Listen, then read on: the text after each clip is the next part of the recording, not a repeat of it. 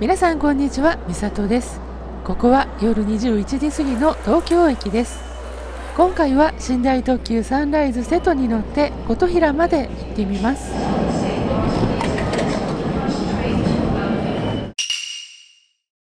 今回のサンライズ号は1号車が取れました。瀬戸号が出雲号の前につながっているので、サンライズ瀬戸出雲の編成の一番前の号車です。ということで9番線ホームの有楽町駅寄りのホーム端まで歩くことになります。その代わり先頭の写真を撮るには近くていい号車ですね。グリーンにかかわらず左右見てすぐ来るところからのご乗車お願いします。9番線下がってください。21時25分頃、サンライズ瀬戸出雲号の優先です。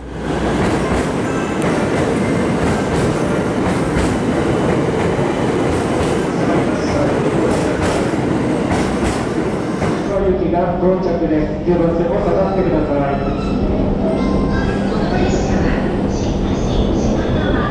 い。列車が入線してから側面の幕が回ります。サンライズ瀬戸はいつもは高松行きですが、琴平まで延長運転される日があります。高松琴平という表示になっています。先頭はこんな感じです。それでは乗車します。階段を上がって2階に今夜のお部屋があります。今回はシングルという個室です。ちなみに一度乗車して荷物を中に置いてきた状態です。個室は鍵がかけられます。暗証番号4桁を出るときにセットして入るときに同じ番号を入力します。中はこんな感じです。進行方向に向かってベッドがあります。入り口は立てる高さがありますが、天井は窓に向かってカーブして下がっていきます。屋根まで回り込む大きな窓で車窓の眺めは最高に良いはずです。こちら側にテーブル、その上に使い捨てのコップがあります。全体を見渡しやすいように魚眼レンズに切り替えました。通路側の壁にハンガーがあります。ベッドの横にはちょっとした荷物が置けます。機内持ち込みサイズのスーツケースなら置けそう。入り口付近のベッドの幅が狭くなっていますが、こちらは足元になるので大丈夫でしょう。ベッドの下にはスリッパ、暖房の吹き出し口、ビニール袋のゴミ入れがあります。シングル個室の広さは鉄道車両としては十分だと思います。先ほど外から鍵を開けましたが、部屋の中からも鍵がかけられます。こちらは外から施錠された場合の解除ボタン。コンセントがありますが 100V 2A なのでドライヤーは使えません。携帯の充電、ノートパソコン程度でしょうね。ベッドの上には浴衣があります。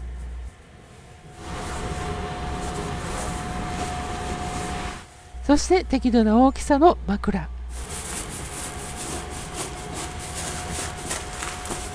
それと掛け布団があります。テーブルの横にあるのは車内放送のスピーカーです。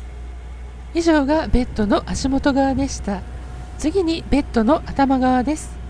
冷房の吹き出し口。温度調節はできませんが、開け閉めと風向きは調節できます。車内のご案内。寝台特急らしくトイレと洗面台は多め。3号車と10号車にシャワーがあります。窓側にあるいろんなスイッチ。こちらは非常通報ボタン。FM ラジオがありますが、今はもう使えません。アラーム付きの時計で目覚まし時計として使えます。照明のスイッチが上から常夜灯、室内灯、ヒーターのスイッチは調節ができます。足元からの温風の調節です。オフと3段階調節になっています。以上、シングル個室のご案内でした。ただいま車掌が乗車券寝台券を拝見しております。順番にさて、東京駅発車前から車内改札が始まっていて、その旨放送が流れています。そして21時50分、サンライズ瀬戸出雲号は発車です。室内の照明を消す方が夜景を見やすいのでオフにしました。寝台列車の個室は照明を自由に消せるので夜景を楽しむにはぴったりですね。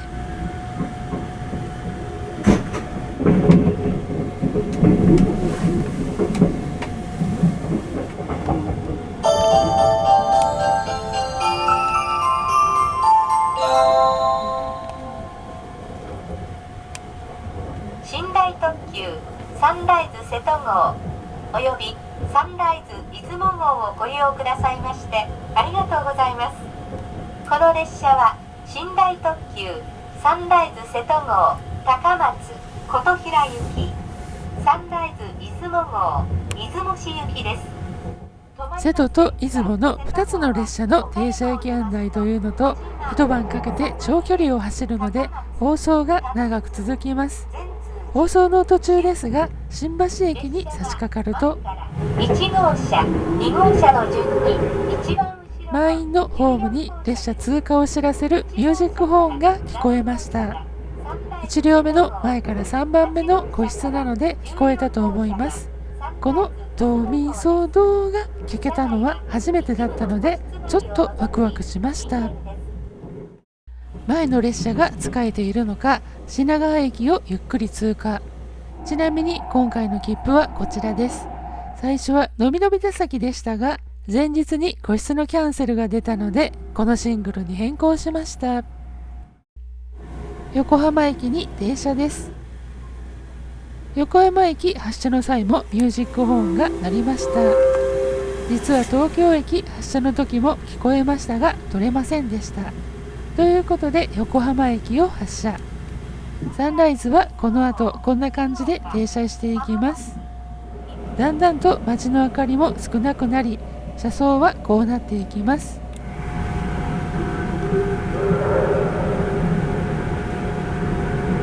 お酒は飲んでいませんが、こうして夜景の車窓を見ながらの夜行列車の過ごし方は他では味わえないひとときです。のんびりまったりとできます。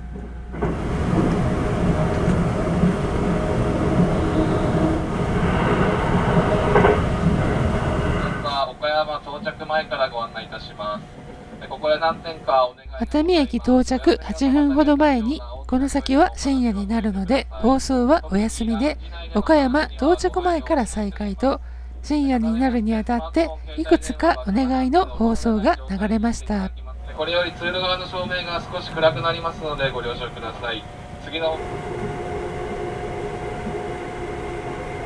熱海駅に停車です。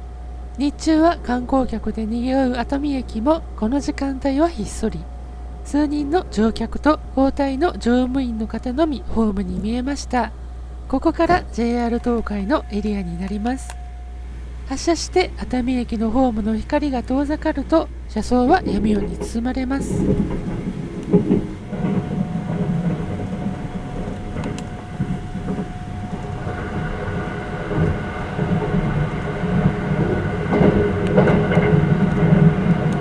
沼津駅に停車。この日は乗降客はいない模様。ちなみにこの日はシャワーは列車に乗る前に済ませました。東京駅の一つ手前の神田駅近くの9アワーズウーマン神田、ここでシャワーだけを利用しました。事前に済ませてきているので今回はサンライズのシャワーは利用しません。ということで今夜はこの辺で寝ることにします。おやすみなさい。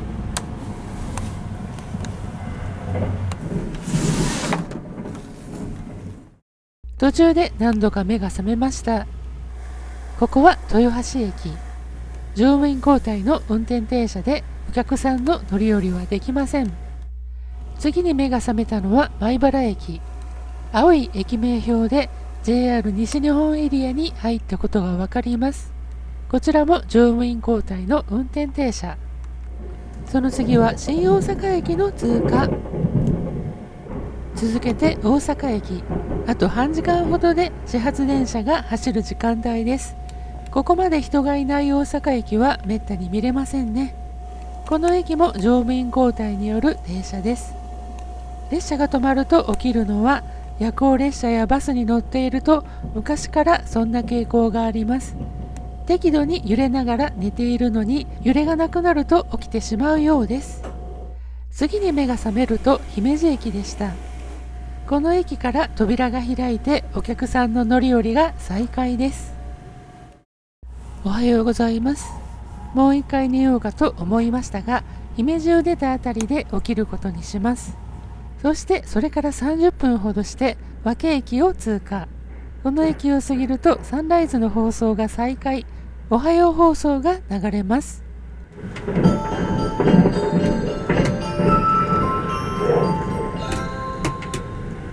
皆様おはようございます。次は岡山です。岡山ではサンライズ瀬戸号とサンライズ出雲号の切り離し作業を行います。放送を聞きつつ、車窓は岡山三大河川の一つの吉井川沿いとなります。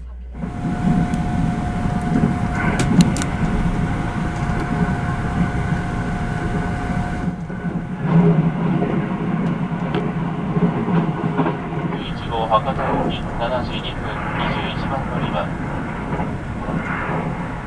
新幹線をご利用の先ほどの放送でもありましたが、瀬戸と出雲の切り離しがあるので、7号車と8号車の通り抜けはそろそろできなくなっているはずです。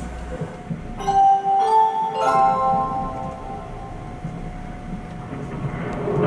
乗車ありがとうございました。まもなく岡山です。旭川を渡るあたりで間もなく岡山と放送が流れて、岡山駅に停車です。7号車と8号車付近では切り離し作業中です。ホーム向かい側では高松を早朝5時35分発の快速マリンライナー4号が到着。そして6時31分、身軽になったサンライズ瀬戸号は発車。右手に分かれていく線路は JR 吉備線です。山陽本線をオーバークロスして新幹線の下をくぐり抜けます。岡山を出たところで朝食をいただきます。今回は事前に買っておいたパンです。普通にパンを食べていてもサンライズの個室で食べていたら一味違う気がします。至福の時間です。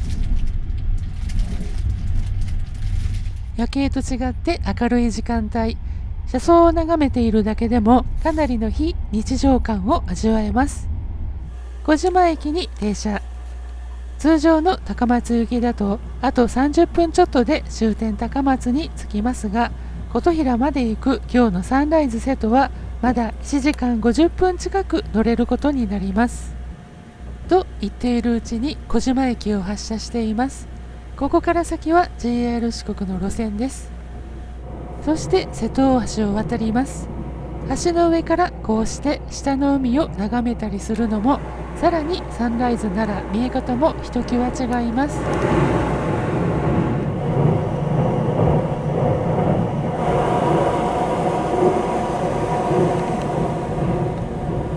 瀬戸大橋タワーが見えてきて四国に上陸です。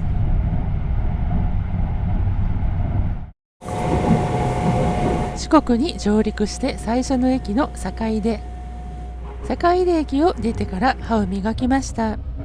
このコップは歯磨きのうがい用ですよね。歯磨きを終わりまして、コップをゴミ箱へ。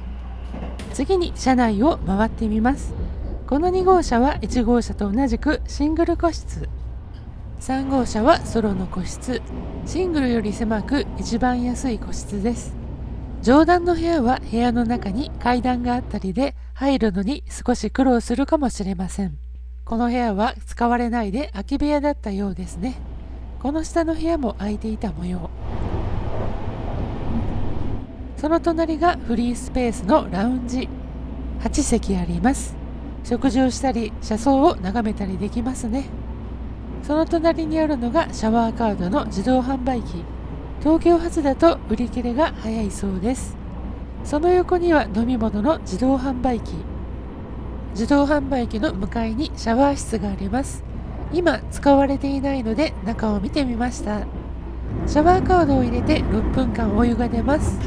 高松行きならもう使われる方はいないと思いますが、今日は琴平まで1時間以上あり、まだ使用されるかもしれないので軽く見るだけにしました。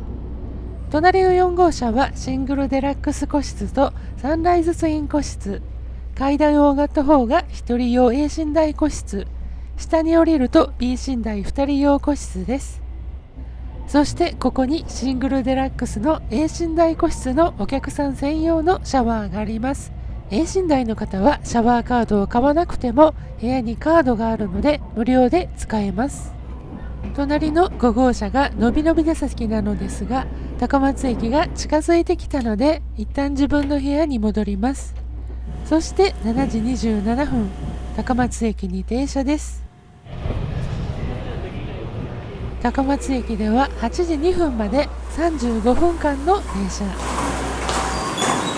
高松駅では2021年11月まで駅構内に連絡船うどんのお店がありましたが、今では改札内には飲食店はない模様。跡地は高松オルネになっています。隣にセブンイレブンがあるのでお弁当やおにぎりなどは購入できますね。先ほどの続きでのびのび出先を見てみます。フェリーの雑魚寝のような席ですが、寝台料金不要なので比較的格安にサンライズに乗れる席です。壁が少しあるので隣の人に寝顔を見られずに済みます。見た感じ荷物が一つだけだったのでほぼ下車された模様。こうして8時2分まで高松発着の列車を眺めたりして過ごしました。7時55分発の琴平行き普通列車が発車していきます。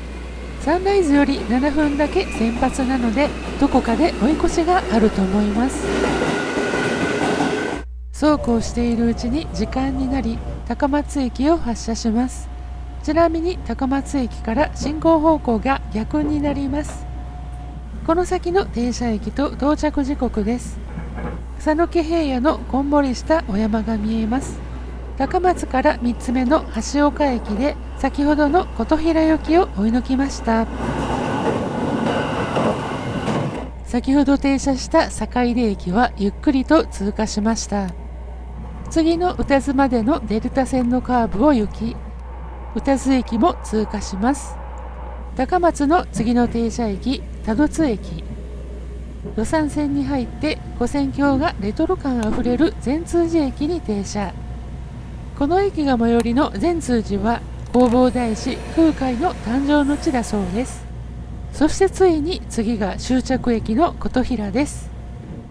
多度津から先の土山線は電化設備が簡易的なものになっています。ディーゼル特急はこの区間は時速120キロまで出せますが、この影響で電車のサンライズ瀬戸は85キロ止まりになります。でも多度津から琴平までは 11.3km で、この速度でも大した問題にならないのでしょう。ご乗車ありがとうございました。まもなく終点琴平です。4番乗り場に着きます。お出口は右側です。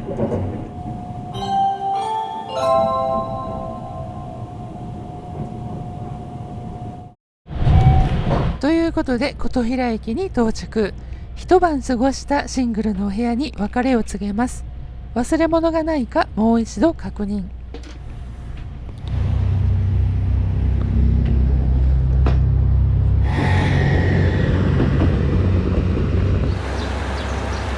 本来の高松までだと7時27分で終点ですが、琴平まで来ると8時39分で1時間以上ゆっくりできます。